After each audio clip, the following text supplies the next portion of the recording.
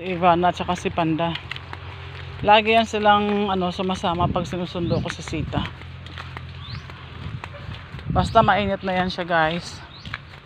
Tumatawag na yan si Sita. Ayan, oh. Sige na, Sita. Oh. Nauna na siya. Basta mainit, ano na yan siya.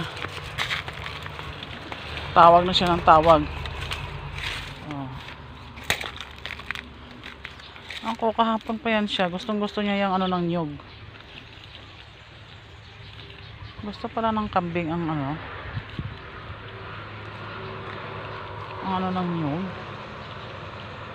Ayun, oh, kahapon pa yan siya kain ng kain, guys. Ayaw niyang tantanan yan kahapon pa. Ewan ko kung okay lang to sa kanya. Buntis yan siya, guys, sa Sita namin. Ayan. So yan, guys. Ayan. Thank you for watching, guys.